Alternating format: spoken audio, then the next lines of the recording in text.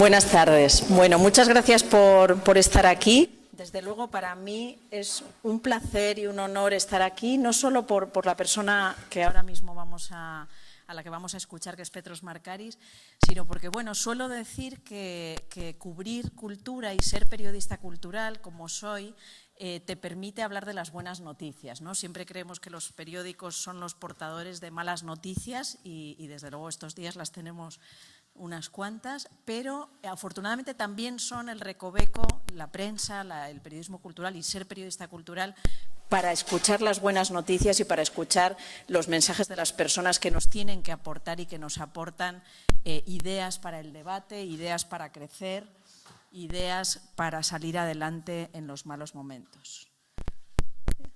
¿Everything okay? ¿Todo bien? Bueno. Ok.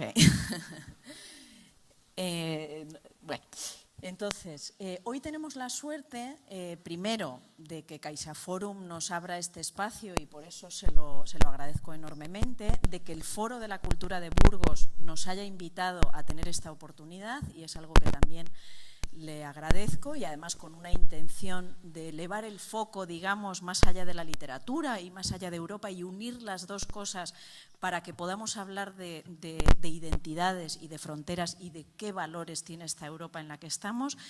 Pero tenemos la suerte, digo, de tener a Petros Markaris y creo que lo es, y en este momento más que nada, porque solo él concentra una gran historia de lo que es esta Europa que ahora mismo está fallando, pero que tiene que ser y que ha sido y sin duda puede ser algo grande. ¿Por qué? Porque él nació, fijaos bien, en 1937, o sea, estamos hablando de antes de la Guerra Mundial, y nació en Estambul, Turquía.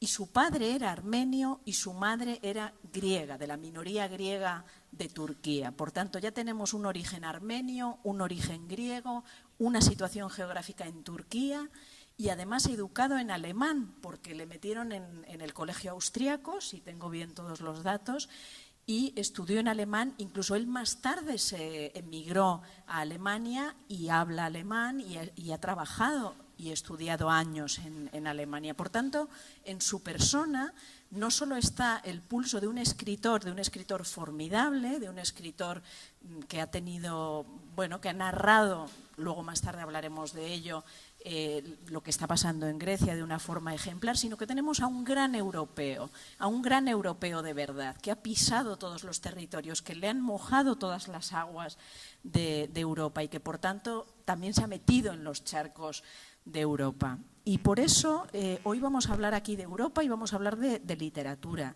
Y porque él es, aparte de un gran escritor tan gran europeo y tan emblemático de esta Europa que está fallando, lo primero que le quiero preguntar al señor Markaris es, ¿le ha defraudado Europa?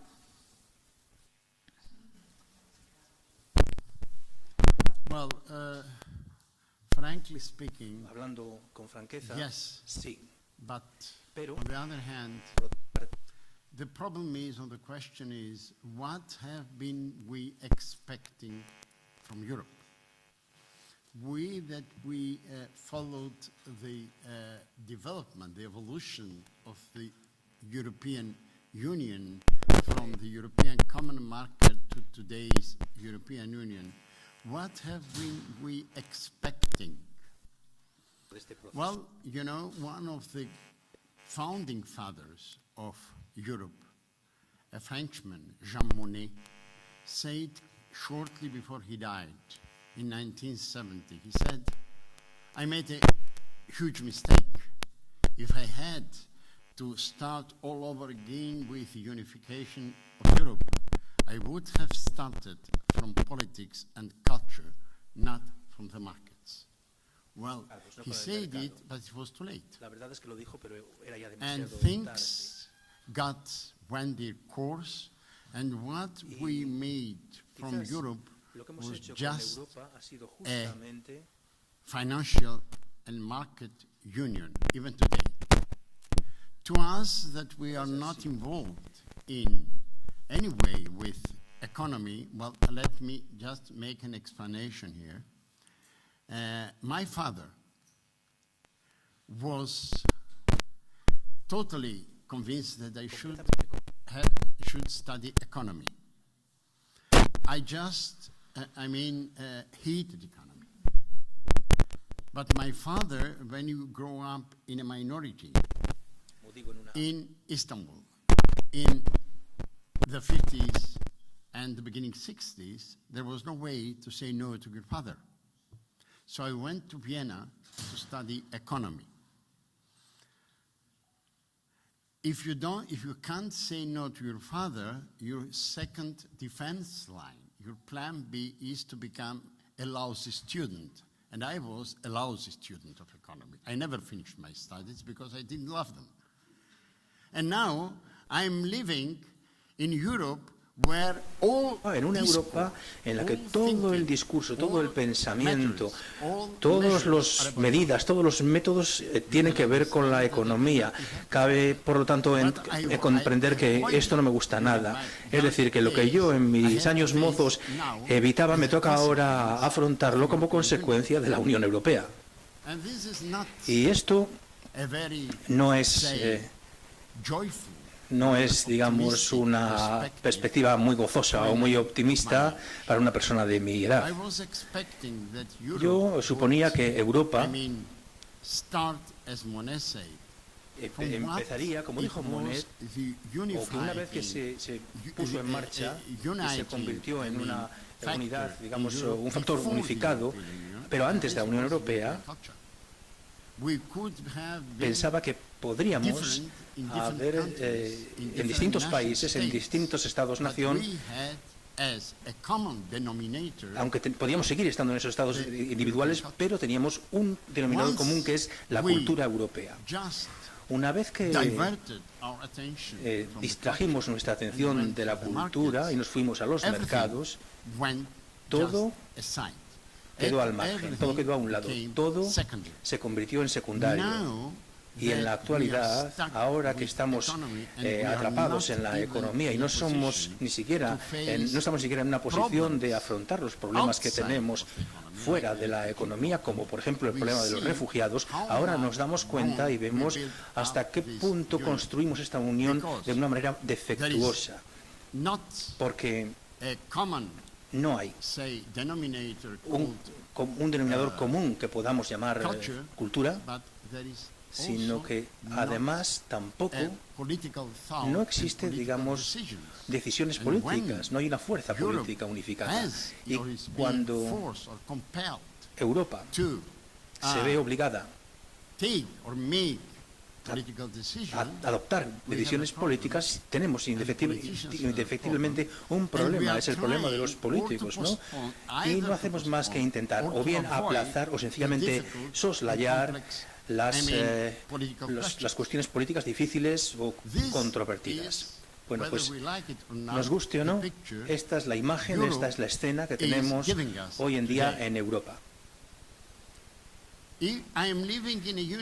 Si yo vivo en una unión en la que incluso la educación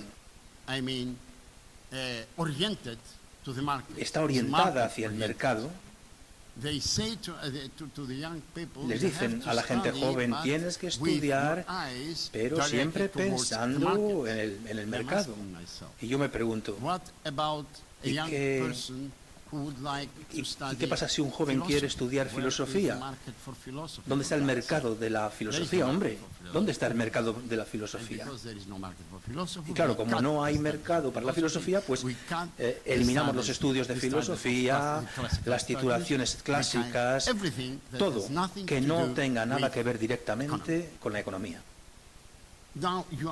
Ahora me preguntáis si estoy defraudado. Pues evidentemente sí que lo estoy por razones muy importantes y con motivo. Decepcionado con las instituciones, sobre todo, como nos cuenta, pero quiero preguntarle si también con las personas, porque hemos podido ver que en esta crisis de los refugiados, las personas, los griegos, han acogido con una generosidad impresionante a tantos miles y cientos de miles de refugiados que están llegando. En un momento en que Europa está creando fronteras, ¿los ciudadanos pueden salvarnos? You mean citizens?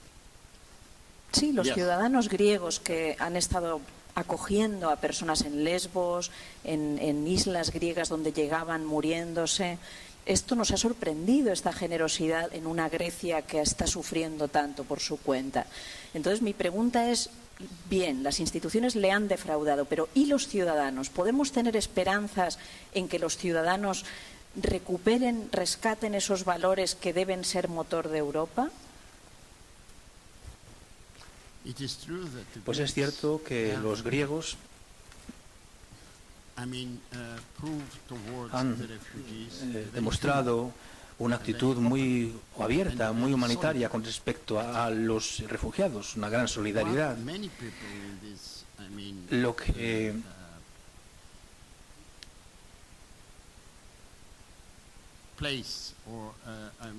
que mucha gente en esta sala quizás no sepa, quizás, es que Grecia, en tiempos pasados, era un país de inmigración, incluso durante su historia moderna, durante la etapa moderna de su historia. Los primeros refugiados que llegaron a Grecia llegaron en 1922 y en adelante Grecia se convirtió constantemente en un país que aceptaba inmigrantes y que también enviaba a personas fuera para encontrar un modo de vida. Bueno, este flujo hacia adentro y hacia afuera del país ininterrumpido generó una actitud muy humana, humanitaria, con respecto a lo que llamamos refugiados. Las personas, muchas de las personas que son refugiadas hoy en día, o que acogen a refugiados, también saben lo que es ser refugiados, tienen una historia, tienen ancestros o antepasados que también pasaron por esa tesitura y saben lo que tuvieron que hacer para crear un modo de vida decente en Grecia. Es evidente, por lo tanto, que tienen una empatía, que comparten, digamos, esa historia común con los refugiados actuales. Esta es un poco la primera parte de la historia, pero hay una segunda parte que consiste en que los griegos se han quedado aislados y atrapados en el tema de los refugiados. Ahora tenemos más de 60.000 refugiados. Estamos intentando que sobrevivan, que tengan una vida decente hasta que su destino, digamos, se clarifique o su futuro se clarifique. Pero lo que yo veo particularmente en Europa es una indiferencia absoluta. No solamente indiferencia, incluso animosidad. Los europeos no quieren a los refugiados. Fijaros lo que pasa en Hungría. Ahí, fijaros en todos los demás países que sencillamente rechazan a los refugiados. Yo tengo la percepción de que lo que los europeos, tanto ciudadanos como políticos, no dicen es que estaríamos encantados si Italia y Grecia se asignaran, digamos, el título de países de acogida de refugiados, con una política de concentración masiva, mientras que a los demás pues los dejen tranquilos. Eso es lo que yo veo.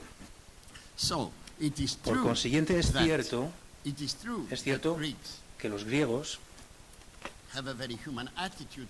han mostrado una actitud humanitaria con respecto a los refugiados, pero no es menos cierto que yo no sé cuánto tiempo esta actitud humanitaria se va a mantener en las circunstancias actuales de Grecia. Porque os daré dos ejemplos. El primer ejemplo es la isla de Mitilini, donde está Lesbos. Realmente es un ejemplo de hasta qué punto los habitantes de allí, de Lesbos, de Mitilene, han sido humanitarios con respecto a los refugiados, pero es una isla que vive del turismo.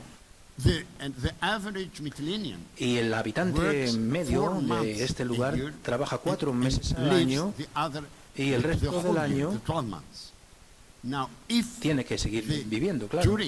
Si los turistas no llegan a Mitilene, pues nos encontramos con un problema muy grande para la población local. Mitilene este año ya perdió el 80% de los ingresos por turismo. Lo mismo se puede decir de Giros. Lo mismo exactamente. O sea, esta gente está perdida. Efectivamente, tienen una actitud humanitaria con respecto a los refugiados, pero eso no quiere decir que vayan a tener, que vayan a prescindir, digamos, de la posibilidad de mantener a sus familias, a sus hijos. Es decir, que, claro, si nos planteamos en términos un poco idealistas esta cuestión de la solidaridad, de la humanidad de los griegos, podemos quizás estar ignorando que hay dificultades y que en algún momento nos tendremos que enfrentar al problema de que esta actitud de los griegos puede cambiar, puesto que ellos también necesitan ayuda y nadie les está ayudando, porque necesitan una fórmula, una manera de distribuir este problema de los refugiados y nadie está dispuesto a acoger. Pensar que esto va a durar otro verano más, otro año más, es una utopía. No va a ser así, y os lo digo con toda franqueza. Y siempre sucede en Europa que vamos detrás de la realidad, cuando ya el daño se ha producido. Y esto es lo que me saca un poco de quicio con respecto a Europa. Y esta idea de ignorar el problema, meterlo en un cajón, hasta que ya no hay forma, hasta que ya no podemos seguir ignorándolos, y luego ya después de que se ha producido la realidad, pues nos ponemos a buscar las soluciones. Eso es lo que pasa siempre.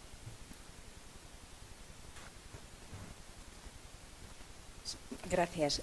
Vamos a hablar un poquito de literatura. Luego volveremos a la política, porque sus libros están absolutamente conectados con lo social y con lo político. Pero me gustaría recordar, supongo que ustedes le han leído, pero sabrán que el comisario Jaritos, que no vive solo, no viaja solo por la vida, sino que está acompañado de su esposa y de su hija y de su amigo, en una familia peculiar que recoge y que nos puede servir de ensayo a veces más valioso que la prensa o que los ensayos más valiosos. Este comisario Jaritos se centró en los años pasados en una trilogía que el señor Markaris escribió para retratar esa Grecia que estaba sufriendo. Vino Con el agua al cuello, vino Liquidación final, vino Pan, educación y libertad. Esa es la trilogía que publica Tusquets, a la que él luego añadió una cuarta, Hasta aquí hemos llegado, en la que se centraba en la gente, ya que él había hablado de financieros, de banqueros, de mafiosos, etcétera. Creyó necesario añadir una cuarta que se publicó aquí el año pasado, Hasta aquí hemos llegado.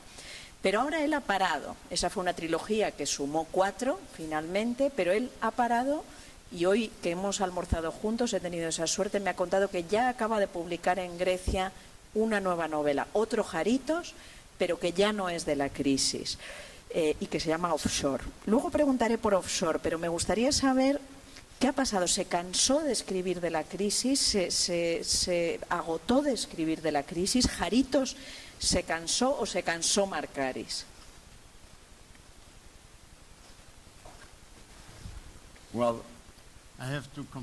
Tengo que hacer una confesión. Sí, me quedé agotado. Y os voy a explicar por qué. Porque es muy difícil pasar más de 4 años y medio de tu vida en un tiempo más de crisis, escribiendo sobre la crisis, y al mismo tiempo viviendo con la crisis, conviviendo simultáneamente con la crisis, porque afrontémoslo, la mayor parte de los griegos, no hay prácticamente una familia en Grecia que no tenga un problema con la crisis. Lo mismo en mi familia, con mi hermana y con mi cuñado. Tienen un problema muy grande, ¿no? Es decir, que cuando dejé de escribir, llamé a mi hija y empecé a escuchar los problemas a los que ellos estaban enfrentando. Entonces dejé a mi hermana,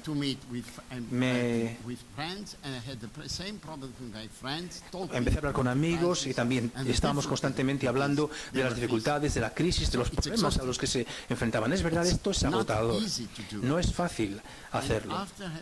Y después de haber escrito esas 4 novelas, ya dije, bueno, basta ya, no voy a seguir escribiendo sobre la crisis. Entonces, yo creo que ya hice mi contribución, digamos, a la hora de explicar o intentar explicar la crisis, de abordar la crisis, y ya pensé que ya había llegado al límite, que ya no podía aportar más. Y por eso son 4 novelas. Y al principio era una trilogía. Con esa intención de escribir una trilogía de la crisis, me acuerdo que cuando planteé esa idea, vino una periodista y me preguntó: señor Macariz, ¿pero usted quiere escribir 3 novelas que se ocupen del tema de la crisis? Y dije, pues hombre, una trilogía normalmente son 3 novelas. Y le dijo, no se lo digo por eso. Lo que me gustaría saber es si usted piensa que la crisis va a durar tanto que va a tener usted tiempo para escribir 3 novelas sobre el asunto. Y le dije, ojalá sean solo 3 novelas. Ya he escrito 4 y la crisis no se ha ido. Pero bueno, ya he acabado con el tema de la crisis. Se acabó. No sé si puedo contarles al público español que esta novela, por lo que me ha dicho, se puede contar un poquito, ¿no? De Offshore. ¿Me permite contar un poquito? Bien. Sure. En esta novela el dinero llega a Grecia. Es algo, el harto de la crisis, bueno, pues no sabemos, la crisis indudablemente no ha terminado, pero en su novela ha terminado porque el dinero empieza a llegar a Grecia. Y no es precisamente por parte del Banco Central Europeo el dinero que llega. ¿Qué nos puede contar un poquito? Bueno, sí, os puedo contar un poco. Cuando dije que había terminado con el tema de la crisis, pues tenía que encontrar otro tema, ¿no? Había acabado con el tema de la crisis, pero no como escritor, ¿no? Entonces tenía que encontrar un tema nuevo. En un momento dado, después de darle muchas vueltas, me pregunté, ¿qué tal si escribo una novela en la que el dinero vuelve a fluir a Grecia, vuelve a entrar en Grecia? Así empezó la idea de Offshore, ¿no? Así se me ocurrió la idea. Aquí la cuestión fundamental de una novela policíaca no son los asesinos. En esta en concreto es de dónde viene el dinero. No es tanto una novela sobre quién es el criminal. Y esto es una pregunta que hace Adriani. Todo el mundo está encantado. La hija, por ejemplo, está preparando la compra de un piso con el marido. Todo el mundo espera ganar o ver incrementados sus sueldos. Y la cuestión es, ¿de dónde está saliendo este dinero? Porque Adriani es una ama de casa muy sencilla, que también lo ha pasado mal. Hay una sospecha ahí, ¿no? No está contenta. Ella está suspicaz. Ella piensa que después del dinero volverá la crisis. Así que la pregunta es, ¿de dónde viene ese dinero? Y esto hace que la novela aborde otro gran problema de hoy en día, que es la falta de transparencia del dinero. El dinero no es transparente, es opaco. No sabemos de dónde viene. Por lo tanto, la cuestión es, una vez más, ¿de dónde procede todo este dinero?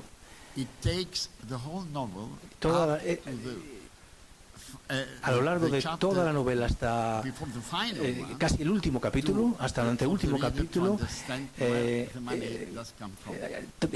que leer hasta casi el último capítulo hasta que el lector comprenda de dónde viene ese dinero. No es fácil, yo voy a mantener el secreto hasta el final. No lo vamos a desvelar. Es decir, está pintándonos una Europa gobernada por la economía con una economía a la que no podemos gobernar en última instancia, porque es un dinero no transparente, ¿no? Es una reflexión que nos quedamos, desde luego, para llevarla en el bolsillo hasta casa.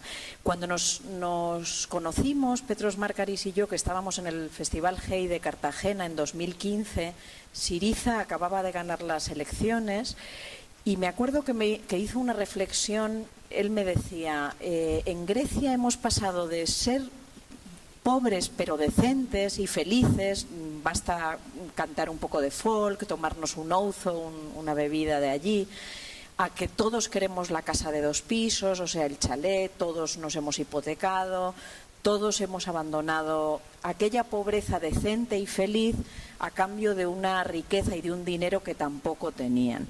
Y me dijo una cosa que fue, ahora resulta que hemos perdido el dinero, pero sobre todo hemos perdido los valores que hicieron a los griegos fuertes a lo largo de los siglos. ¿Ha cambiado algo en este año? ¿Han podido aprender un poquito a recuperar esos valores? Es cierto que esto tiene que ver con el propio país. Quiero decir que Grecia, a lo largo de su historia, ha sido un país pobre. Pero fue un país pobre, o era un país pobre que tenía un alto nivel cultural. La cultura de la pobreza, ese término recuerdo haberlo utilizado alguna vez. Los griegos maestros en la cultura de la pobreza y sus valores. Quiero con esto decir que a partir de las cosas más sencillas, no estoy hablando de poesía, de novelas, de literatura, de poesía, de arte, no, del arte. Estoy hablando de la cultura del día a día, ¿no?, de esta gente pobre. Una vez hay un tipo de música, un género musical que es la rebetika, ¿no?, en Grecia, que son canciones que canta la gente pobre de manera tradicional, característicamente. Bueno, pues yo una vez dije que si nos olvidamos de esa música, porque es una música que todavía es muy conocida, ¿no?, y si nos olvidamos de la música y nos centramos en la letra, veremos ese alto nivel lírico, poético que está en esas letras. Son letras que las escribieron personas, algunas de las cuales que ni siquiera habían acabado la educación elemental, ¿no?, la educación primaria. Y claro, eso funcionaba porque había un nivel general de cultura muy alto. Nuestro gran error consistió en que cuando llegaron esos tiempos de la riqueza virtual, junto con la pobreza, arrojamos también sus valores fuera de nosotros. Pensamos que ya no los necesitábamos porque ya éramos ricos, ¿no? Bueno, pues ahora resulta que hemos vuelto a ser pobres, pero ya no tenemos ni siquiera los valores de la pobreza. Y eso es algo que me irrita bastante. Por lo tanto, estos valores eran valores de la pobreza misma, eran valores de las personas, que incluso en sus vidas diarias no siempre fáciles, tenían la perspectiva y la facultad de decir, mañana las cosas serán mejor. Lo que nos pasa en buena parte del país hoy en día es esa nostalgia del pasado, ¿no? Si pudiéramos volver al pasado, ¿no?, si pudiéramos también recuperar nuestros chalés, nuestros coches, es una ilusión, eso no va a volver ya nunca más. Pero vivir con esa nostalgia del pasado a veces impide que seamos capaces de manera prospectiva y constructiva, nos planteemos el futuro, ¿no? Y ese es un problema importante. Contra la gente mayor, los abuelos, digamos, de la generación que tiene ahora 40, 50 años, les dicen, si nosotros lo pasamos peor y sobrevivimos, entonces, ¿por qué no podemos repetir el proceso? Para ellos esto es normal, es natural, pero para esta generación que ha crecido en tiempos de riqueza virtual es mucho más duro comprenderlo.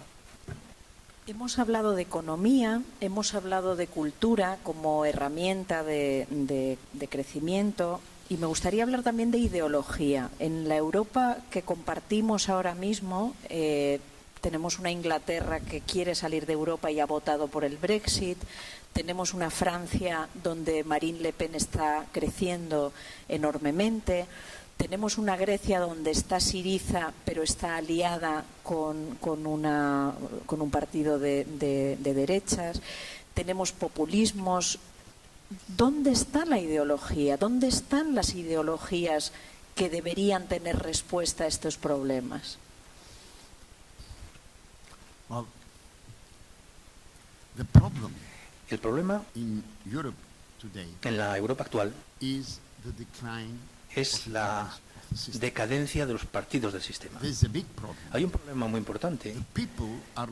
La gente está perdiendo la fe en los partidos políticos del sistema, sean de centro derecha o de centro izquierda o de izquierda. Lo cierto es que la confianza en estos países, en estos partidos, se está perdiendo día tras día. No solamente es la cuestión de los refugiados, a veces simplificamos mucho las cosas. Los refugiados quizás hayan constituido, digamos, lo que ha disparado un poco esa intención de ir contra el sistema, ¿no? Pero la razón fundamental por la que en Europa la gente se haya puesto en contra del sistema y vote en contra del sistema es el hecho de que esa desilusión, esa pérdida de fe en el propio sistema. Y ese es el gran problema desde mi punto de vista. De acuerdo. Está Le Pen, pero también Pepe Grillo y el movimiento 5 Estrellas, que no es un movimiento de derechas. Y sencillamente también están contra el sistema. Por eso están ganando. Fijaros en lo que pasa hoy en día en Francia. De repente, Jean-Luc Mélenchon empieza a subir. Hombre, yo políticamente crecí con Mélenchon, por favor.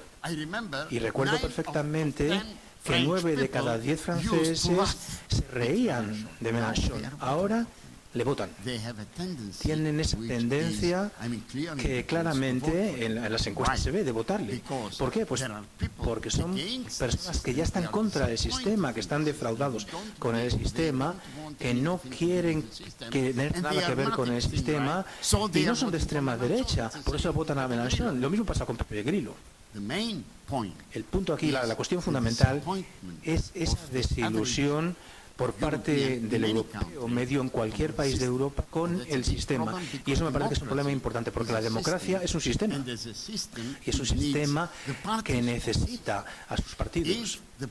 Si los partidos que componen ese sistema caen en decadencia, esto son malas noticias para la democracia. Y a mí no me gusta esto nada. Por eso estoy un poco irritado con Europa, por estos motivos. No porque no me gusta Angela Merkel, la verdad es que no me cae tan mal. Me gusta. ¿Qué le gusta de Angela Merkel?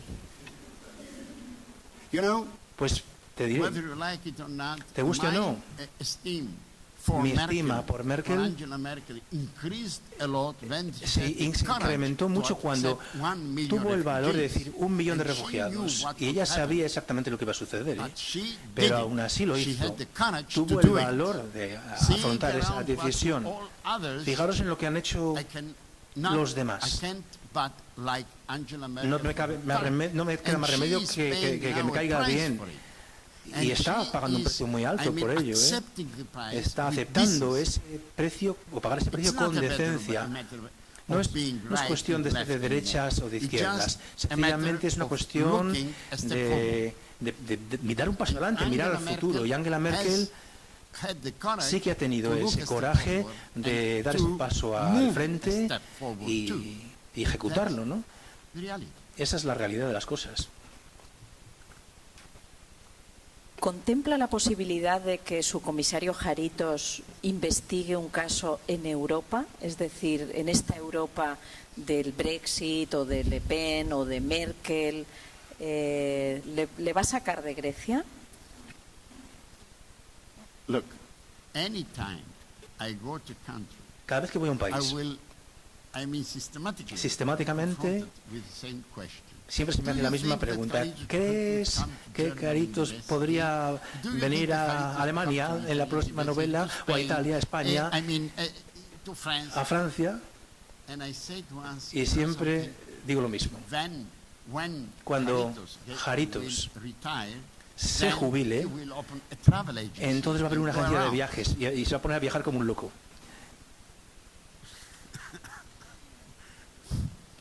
Está muy bien esa respuesta. Me estoy recordando de un artículo que le pedí para El País hace unos cuantos años, cuando publicábamos un suplemento conjunto con varios periódicos y pusimos un reportaje, un griego en Bruselas. ¿Se acuerda de este reportaje? Y fue a Bruselas, Márkaris, y era, creo, estoy hablando de 2008 o 2009, no me acuerdo bien.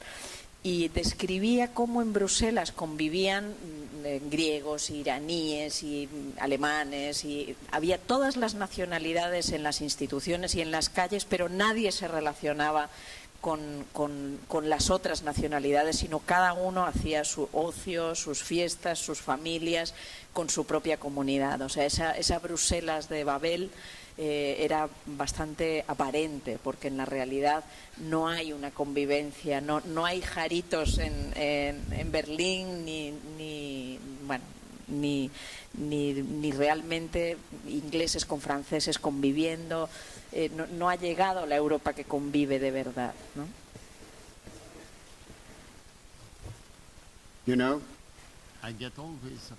Siempre hay una cosa que me molesta, que es este término de la multiculturalidad.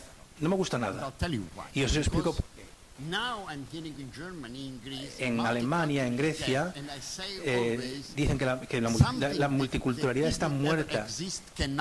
¿Y por qué? Y se dice, es algo que no existió, nada puede morir que no haya existido antes. Bueno, pues la multiculturalidad no existió nunca. Lo que sí que existió fue la multicomunidad, que es distinto. Es decir, personas que vivían o que viven en comunas, unos junto a los otros, pero no se mezclan nunca. Yo crecí en una minoría, me lo sé esto de memoria, lo conozco perfectamente. En mi época, en Turquía, ibas por la calle Istiklal y oías griego, armenio, sefardí, francés, italiano, turco. 6 lenguas que se estaban hablando al mismo tiempo, pero este punto de encuentro era una calle que estaba, pero aparte de esa calle, cada comunidad vivía dentro de sí misma, con sus valores, con sus tradiciones, y ponían mucho empeño en defenderse digamos, del otro. No solamente todos estaban en contra de la mayoría, sino que eran también extraños entre sí, ¿no? El matrimonio de mi madre y de mi madre mi padre era armenio, mi madre era griego, era un matrimonio mixto. Bueno, pues ese matrimonio fue una excepción absoluta en aquel Estambul de aquellos días. Así que cuando oigo hablar de multiculturalidad, digo, hombre, estas minorías vivirían en Estambul, convivieron durante siglos y sin embargo no querían mezclarse. Y ahora esperáis que las minorías, por ejemplo, musulmanes, en 20 o 30 años lo hagan. Es una utopía, eso es una ilusión. No va a suceder así. Lo único que puede suceder es una integración dividida. Es decir, una integración en el puesto de trabajo, una integración en el mundo de los negocios, en la empresa, en una integración en la vida cotidiana, pública, pero no una integración en la vida privada, digamos, de estas personas. Lo único por lo que podemos luchar es evitar que estas personas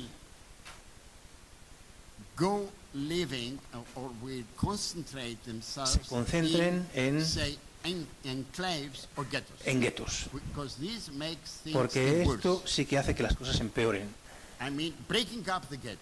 Hay que romper los guetos. Ese es el primer paso en la esperanza de quizás algunas de esas personas sí que se mezclen con la mayoría.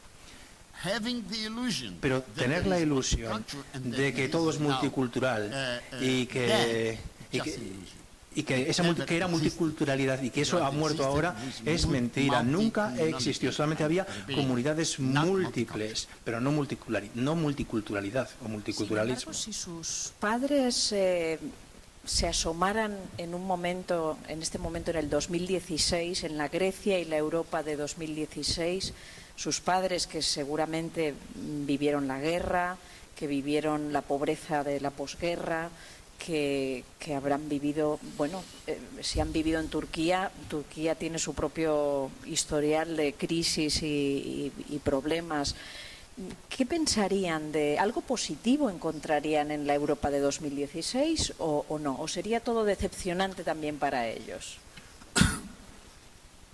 First of all, if you want Antes que nada, si quiere uno saber cómo habría reaccionado mi madre frente a ante la crisis, solamente hay que leer el personaje de Adriani. Ella es mi madre, es idéntica, ¿no? Si os fijáis en el personaje de Adriani, eso es mi madre y obra como habría obrado mi madre. Cada vez que yo escribía palabras para poner en boca de Adriani o algo sobre Adriani y me preguntaba ¿qué hace ahora este personaje?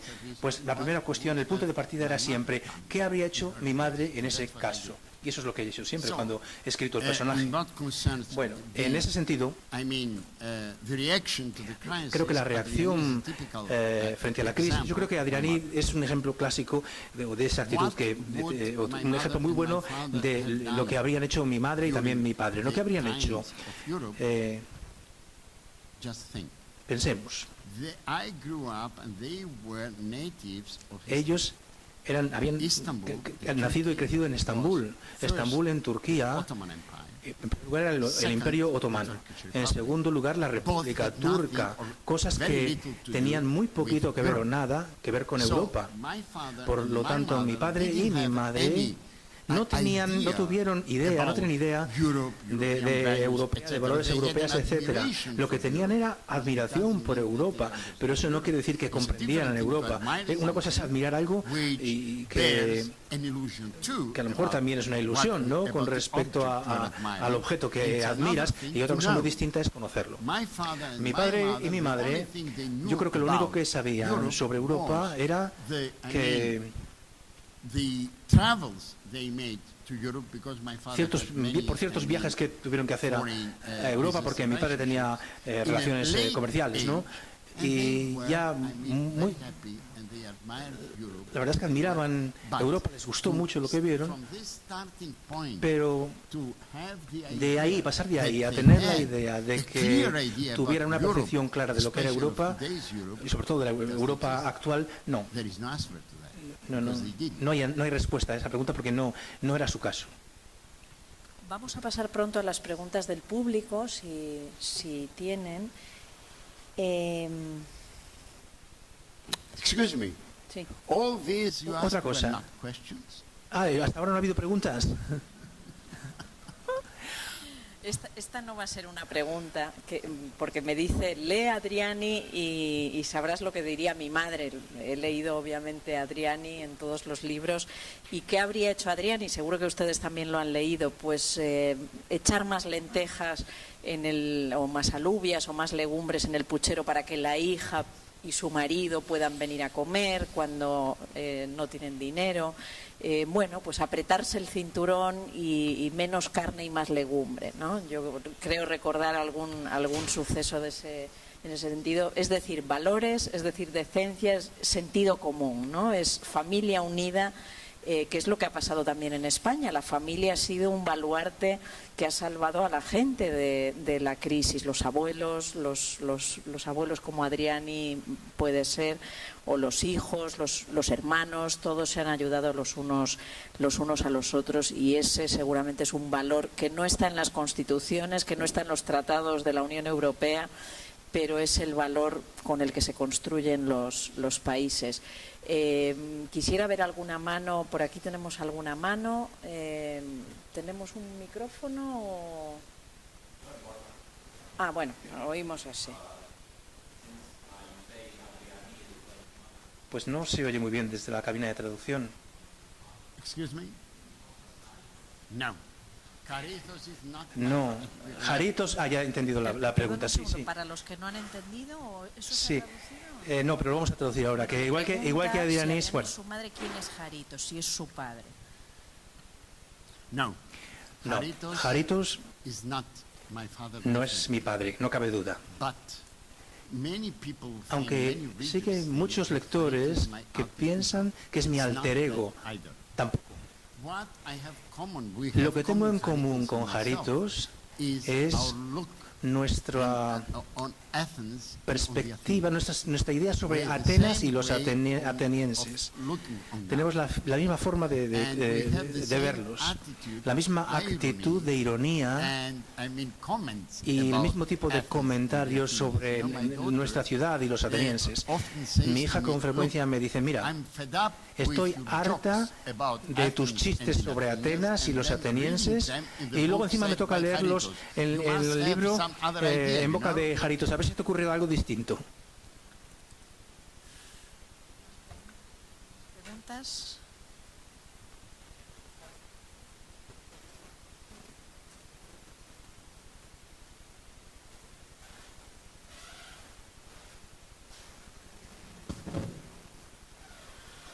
Bueno, le haré yo otra mientras alguien se anima.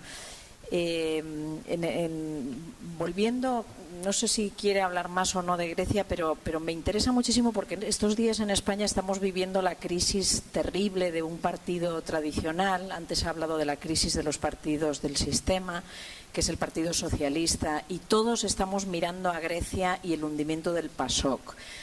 Quiero recordar aquí cómo Syriza ganó las elecciones, se alió con ese partido de derechas, pero sobre todo el PASOK se fue hundiendo por diversas circunstancias, sobre todo posiblemente por apoyar la coalición, bueno, y por más circunstancias. Me gustaría saber su versión también de cara a España. En España, donde estamos viviendo el auge de Podemos, donde llegó a plantearse el sorpaso al Partido Socialista, y ahora mismo con una crisis terrible en el Partido Socialista, ¿quiere trasladarnos alguna lección de lo que ha ocurrido en Grecia con el PASOK?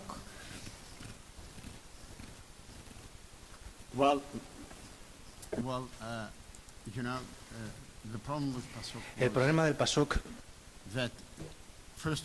primero,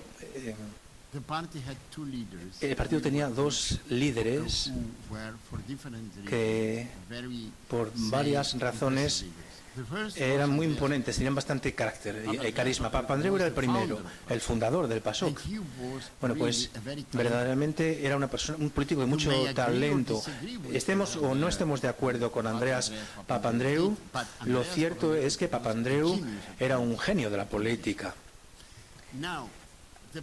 El partido, precisamente porque era fue el partido del gobierno durante 18 años, tuvo que buscar un sucesor que fue Kostas Simitis, y Simitis era un realista completo, muy europeísta, muy integrado en Europa, y lo que hizo fue liderar el PASOK en una época de crisis, porque el partido se quedó sin líder por la muerte del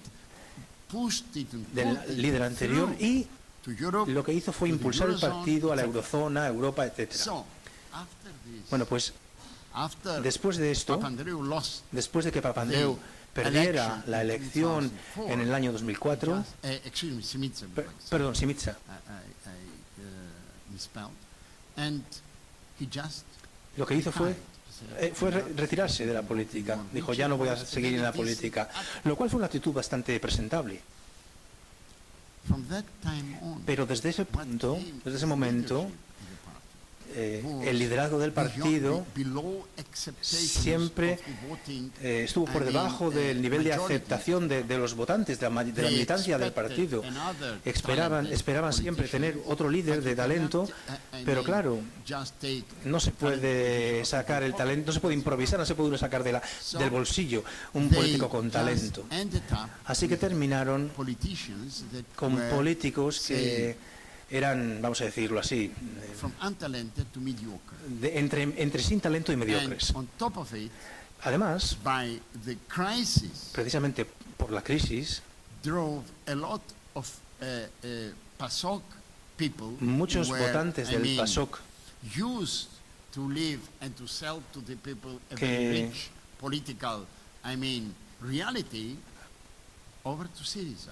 que mucha gente se pasó a Syriza porque pensaban que el PASOK ya no podía hacer su función. Esos dos aspectos, esas dos circunstancias contribuyeron enormemente a la ruina del PASOK. Porque claro, un partido que ha llevado el país durante 18 años y ahora con un 4,6 de los votos, pues es una ruina, eso es el fin. No sé muy bien qué pasa con el Partido Socialista en España, no tengo, digamos, la experiencia o tanto conocimiento de la política española, pero sí que puedo comentarles una cosa. Cuando veo a Podemos, lo que veo es, cuando miro Podemos, veo el surgimiento de un partido, el auge de un partido que pretende ser, o lo es, o lo simula, estar contra el sistema. Eso pasó también con Syriza. Syriza dijo, vamos a salir de los memorándum, vamos a terminar con la pobreza, con la crisis, vamos a obligar a los europeos que cambien Europa. Es decir, todo contra el sistema, fuera del sistema. Bueno, pues nada de eso se ha dado o ha funcionado. Pero entiendo muy bien los griegos, porque los griegos votaron la primera vez por la coalición porque estaban hartos con los gobiernos, con el gobierno anterior. Y claro, cuando hay tiempos de crisis,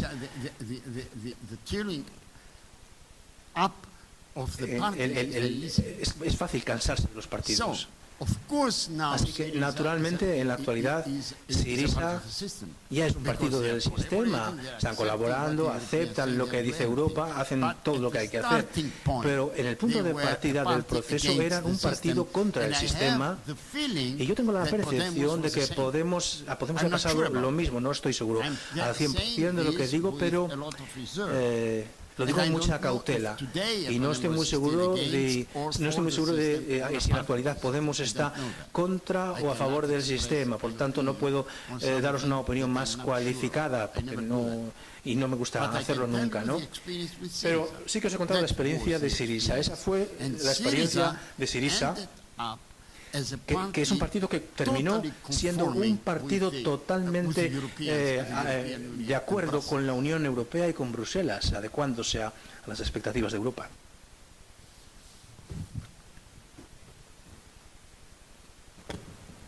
Hola, buenas tardes.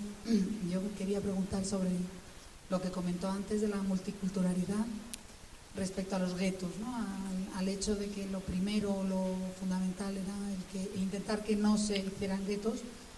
Para mí, desde el desconocimiento y aprovechando que usted sí que tiene el conocimiento de haber vivido en una minoría, sí quería preguntarle hasta dónde es correcto el deshacer un gueto, el decir, bueno, es bueno que esa persona se integre en la mayoría, hasta qué punto eso no es realmente no respetar esa diferencia o no valorar esa diferencia, sino el decir que la manera de convivencia correcta es que una persona que tiene otra cultura se tenga que integrar en la mayoría renunciando finalmente, porque la realidad es que renuncia a sus propias tradiciones en esa integración de la mayoría como para poder convivir, ¿no? Entonces, ¿hasta qué punto, hasta dónde llegamos en no proteger a esas otras comunidades dentro de nuestra propia sociedad cuando formamos parte de una mayoría y que se convierta en un gueto, ¿no? ¿Dónde está ese límite?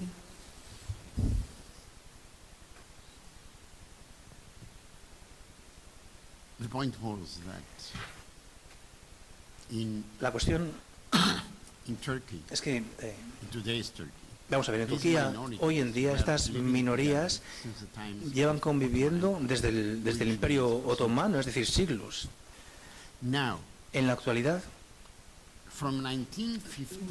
mejor dicho, desde 1915, desde los jóvenes turcos, ¿no?, en adelante, estas minorías han pasado por muchos sufrimientos. Los armenios con el genocidio, los griegos del Mar Negro también con el genocidio del Mar Negro, la minoría griega, la minoría armenia de Estambul también, el mismo tipo de problemas durante la Segunda Guerra Mundial, cuando nadie tenía ojos para ver lo que pasaba en Turquía, ¿no? Bueno, pues todo esto llevó a una conclusión. La conclusión era que las minorías cristianas y en parte judías en Estambul no querían tener nada que ver con la mayoría de los turcos. Y había una razón para eso. No tanto la cuestión de una diferencia religiosa o diferentes religiones, sino más bien por las persecuciones sucesivas y recurrentes que habían generado esta situación. No querían integrarse en la mayoría. Aparte de eso, una vez que os contaré una cosa que tiene que ver con esto. Una vez en cierta ocasión Dionisio Solomos, el poeta nacional turco, dijo esto: ¿tengo algo en la cabeza que no sea la libertad y el idioma y la lengua? Si transcribiera esta cuestión o la adaptara esta cuestión a las minorías de Estambul, les diría: tenemos algo que no sea, algo en la cabeza que no sea la religión y el idioma. ¿Qué quiero decir con esto? Que estaban defendiendo el idioma, la lengua, su lengua, y también estaban defendiendo la religión, que no solamente es la fe, sino también la cultura, los valores y las tradiciones que están integrados en la religión de la minoría. Es decir, una religión distinta, incluso la religión cristiana distinta, por una parte, la religión gregoriana armenia distinta, la ortodoxa era distinta, los judíos sefarditas eran otra religión distinta, y cada una quería proteger su religión y su idioma, con excepción de los judíos que, como en todas partes de Europa, o casi todas partes de Europa, asumieron la lengua de la mayoría, en este caso el turco, y dejaron atrás el sefardí, que es una lengua maravillosa. Resulta que cuando yo era joven, un chaval, tenía muchos amigos judíos y casi hablaba ladino, ¿no?, con fluidez. Ladino, sefardí. El problema de las que se está dando hoy en día con las minorías, hay dos problemas en realidad. Por una parte, está el hecho de que las minorías musulmanas no quieren mezclarse, no quieren tener mucho que ver con los cristianos. Es una cuestión de religión y hay que afrontarlo. No es una cuestión de multiculturalidad, etcétera. Es una cuestión de religión, porque para estas personas la religión, personas que están muy fuera de su país, la religión es muy importante. Hay que afrontar esta realidad, es importantísima. Por favor.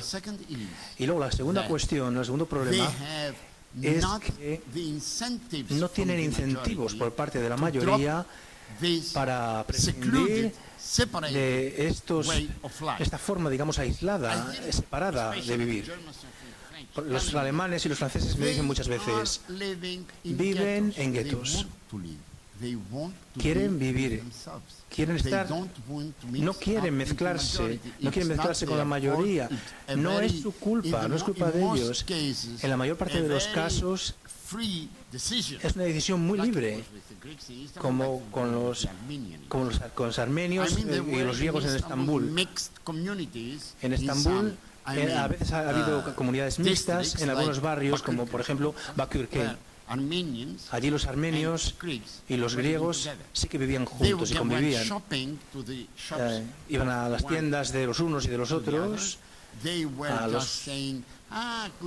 saludaban de manera muy cordial, qué tal la familia, etcétera, pero después de que acababa la jornada laboral, cada uno se iba a su sitio. Y eso es lo que pasaba. Entonces, con esa experiencia, ¿no? Y en este contexto, conociendo esta mentalidad y esta forma de vida, tengo muchas reservas con respecto a las soluciones fáciles. Escucho muchas veces a los franceses, a los alemanes, hablar de integración. ¿Qué quieren decir exactamente con la integración? Integración es integración en el trabajo, en el mundo laboral, durante la jornada laboral, en los negocios, sí, eso se puede hacer, pero si hablamos de integración en la vida privada, en las comunidades, eso va a ser muy difícil. Esa es mi respuesta. Gracias. Tenemos un par de preguntas aquí y aquí. Bueno, ahora se empiezan a animar, que ya estamos fuera de hora. Si les parece, vamos a hacer las 3 preguntas seguidas para dejar al señor Markaris también descansar allí, al final, después aquí y después allí, y hace un resumen final. Quisiera hacer un inciso en cuanto ha dicho Petros, que no conoce mucho la cultura española, la política española. Yo tampoco conozco la griega, pero sí que se puede hacer una lectura, llamémosla baladí o muy rápida, y es el hartazgo de las dos sociedades con respecto a nuestra política, a nuestras últimas políticas. El hartazgo en Grecia ha llevado a una alternativa que puede haber sido, digamos, podría haberse sentido, ¿cómo se dice?, defraudados, o no es lo que se esperaba, pero se dio un paso hacia una esperanza, entre comillas. Aquí el hartazgo no se manifiesta en ese sentido, porque nos puede la cultura del miedo. Siempre está que vienen estos, siempre podemos quedar peor de como estábamos. Esa es la puntuación que quisiera hacer, y si podría hacer alguna valoración. No es una pregunta entonces, sino una reflexión. Bueno, una valoración respecto a esas dos sociedades. Y como último, la sociedad cultural griega, cómo sobrevive o cómo está sobrellevando la ausencia de Angelopoulos. Gracias.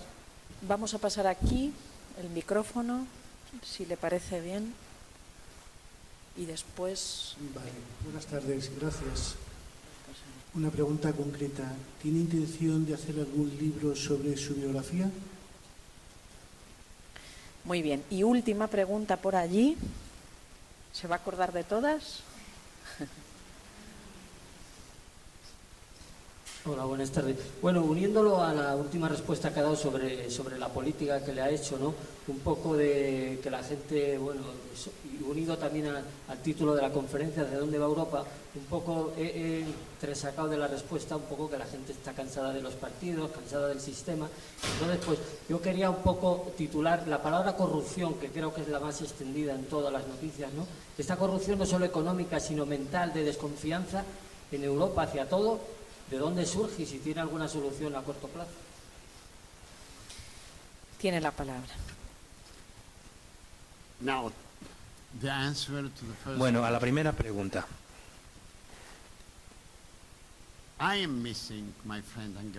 Sí que he hecho mucho de menos a mi amigo Angelopoulos. Y lo he hecho de menos precisamente en estos tiempos en los que su presencia me habría resultado muy valiosa. Os contaré que después de 5 años, o 5 años después de su muerte, no soy capaz de ver una película. No soy incapaz, me emociono, no puedo verlas. Y yo creo que Angelopoulos, por lo que respecta al problema de los refugiados, él lo previó durante muchos años. Él filmó una trilogía. una trilogía, la mirada de Ulises, el paso de la cigüeña y Eternidad de un día, ¿no? Bueno, pues él sabía que eso iba a venir antes o después. Y me acuerdo que hablábamos durante horas sobre este tema. Él sabía que iba a suceder y me lo comentaba. Este va a ser nuestro gran problema a la vuelta de la esquina, ¿no? Y no le faltaba razón. La otra pregunta tenía que ver con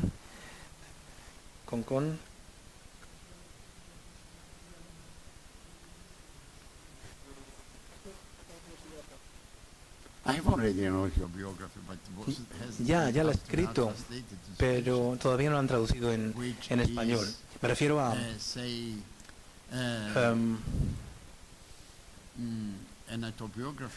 una autobiografía de mi vida en Estambul, parcialmente autobiográfica, mi vida en Estambul, como digo, sobre mi conexión con Estambul y sobre mi forma de escribir. Existe ese texto y se ha traducido al italiano, al alemán. Yo creo que también va a aparecer ahora en francés. Pero vamos, ya no voy a escribir otra, no tengo intención. La verdad es que hay que defenderse, hay que defenderse del narcisismo, ¿no? Yo no quiero ser un narciso, la verdad. Y había otra sobre la... sí, la corrupción. Este es un tema también muy presente en la actualidad en Grecia, no solamente en España, en Italia, también no solamente en España. A mediados de julio participé en un debate en Viterbo, en Italia, con un juez jubilado, retirado, uno de los jueces importantes que ha perseguido a la mafia en Italia, y con el jefe del sindicato policial. Y hablábamos precisamente de la corrupción en aquella ocasión, de la corrupción, de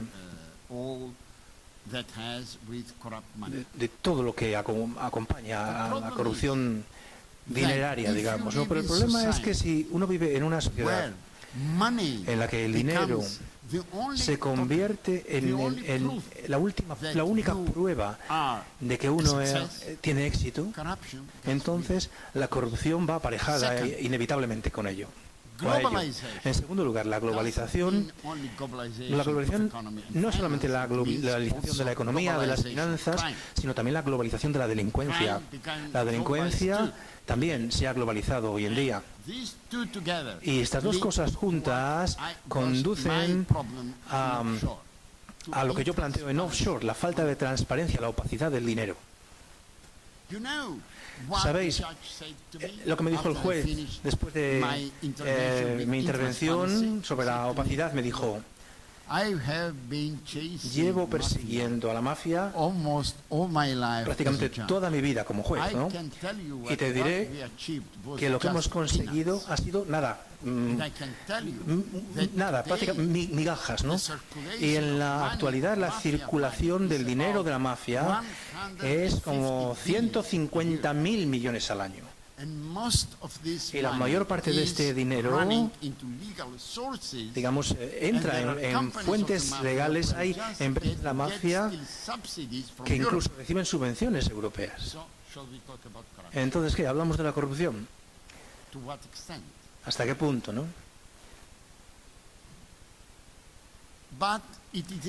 Dicho esto, es fácil,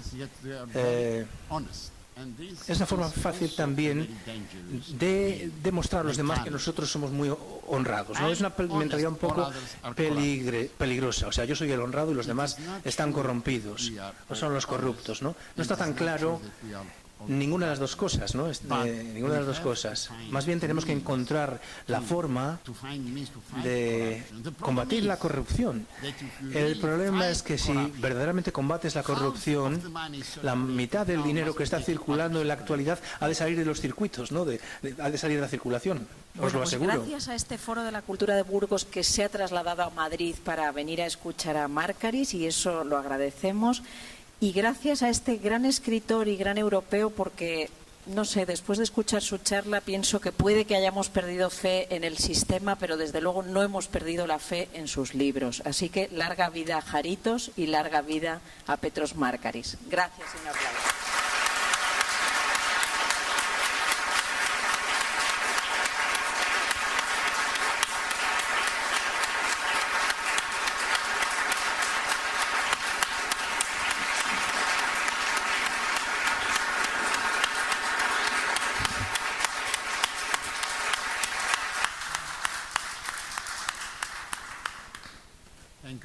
Muchas gracias. Muchísimas gracias por estar aquí hoy, por escucharme.